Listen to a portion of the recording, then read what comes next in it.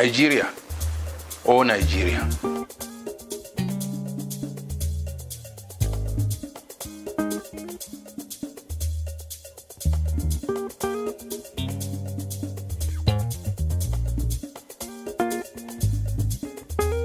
An agenda for national rebirth. This is the third segment. I want to start with some quotes from some great leaders. I am not afraid of an army of lions led by a sheep. I am afraid of an army of sheep led by a lion. So said Alexander the Great. John C. Maxwell said, a leader is one who knows the way, goes the way, and shows the way. Then Lao Tzu said, a leader is best when people barely know he exists. When his work is done, his aim fulfilled, they will say, we did it ourselves. Closer home, Sheikh Usman Danfodio was quoted to have said, a kingdom, that's a nation, can endure with unbelief, but it cannot endure with injustice. Alexander III of Macedon, commonly known as Alexander the Great, was a king of the ancient Greek kingdom of Macedon. Born in July 356 BC in Pella, he succeeded his father, Philip II, to the throne in 336 BC at the age of 20. He died 33 years later in Babylon in June 323 BC. He spent most of his ruling years conducting lengthy military campaigns throughout Western Asia and Egypt. John Maxwell is now 75 years old and is the #1 New York Times best-selling author, coach, and speaker who has sold more than 24 million books in 50 languages. He is often called America's #1 leadership authority and was identified as the most popular leadership expert in the world by incorporation. Lao Tzu, or Lao Zi, meaning old master, was an ancient Chinese philosopher and writer. Born in 571 BC, he is the reputed author of the Tao Te Ching, the founder of philosophical Taoism, and a deity in religious Taoism and traditional Chinese religions. Sheikh Usman Danfodio was born on the 15th of December 1754 in Gobir. He was a Fulani scholar, Sunni Islamic religious teacher, revolutionary and philosopher who founded the Sokoto Caliphate and ruled as its first caliph. Fodio, who died on the 20th of April 1817, wrote over 100 works on Islamic sciences ranging from creed, Maliki jurisprudence, hadith criticism, poetry, and Islamic spirituality. The majority of them in Arabic. He also penned about 480 poems in Arabic, Fulfulde, and Hausa. Bayan Wujubul Hijra al-Ibad is his masterpiece.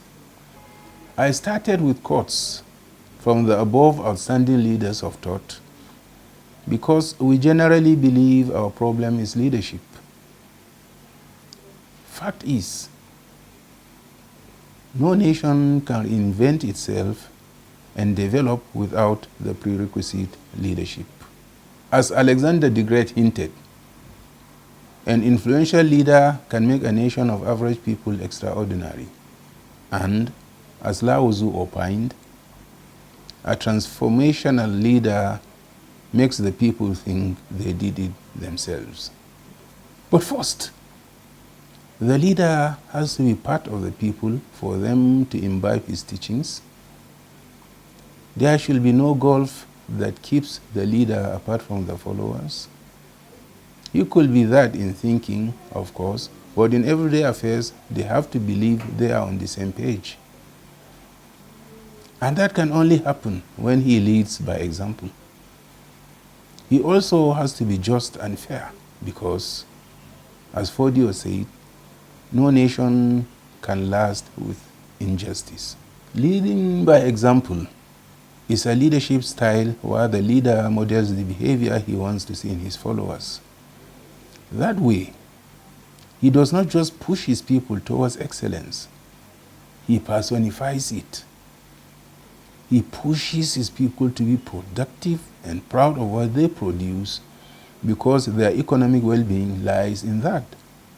All great nations were blessed with leaders who harnessed the potentialities of their people and molded them into the envy of others because, as Maxwell said, he knows the way, goes the way, and shows the way.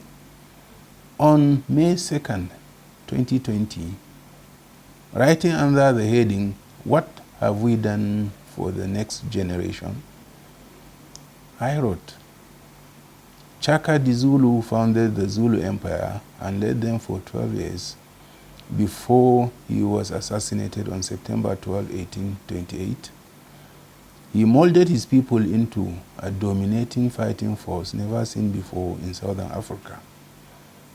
Mao Zedong, known as Chairman Mao, was the founding father of the People's Republic of China and laid the foundation of what China now is. You can go on and count leaders who changed their people and their country's fortunes by leading by example. Cuba's Fidel Castro was one. We also had Muammar Gaddafi from Libya, Dr. Martin Luther King, who raised the consciousness of blacks, Dr. Muhammad Mahathir of Malaysia, and Mahatma Gandhi of India. These leaders raised the consciousness level of the people and changed them to better human beings by being what they wanted their people to be. Assuming Nigeria's president insists on being driven in a Nigerian-made car, the ripple effect will transform Nigeria industrially and economically. Just imagine the number of vehicles being bought by ministries, departments and agencies, the National Assembly, and judiciary, as well as military and quasi-military establishments. Replicate that in states and local governments and then quantify that in any currency. The amount is enormous, no doubt. This amount can revolutionize our automobile industry and provide hundreds of thousands of direct and indirect employment and touch directly and indirectly the lives of millions of others. But instead, we ferry such money abroad, keeping foreigners in business and giving them the opportunity to employ more of their people. In the same article on May 2nd, 2020, we opined that when the world was virtually locked down this time last year because of COVID-19, the average Nigerian patiently waited for conditions to ease. He believed that having realized our incapacity, Nigeria will witness massive developments in its health and education sectors and an aggressive drive for food production. Good leaders will also think that way. But Nigeria was, at some moments in time, blessed with such altruistic leaders. We will subsequently look at that and how other world leaders affected the trajectory of their nation's movements for good, what is expected of decent followership, being the building blocks of nations, and the kind of leader Nigerians should go for next year. Thank you.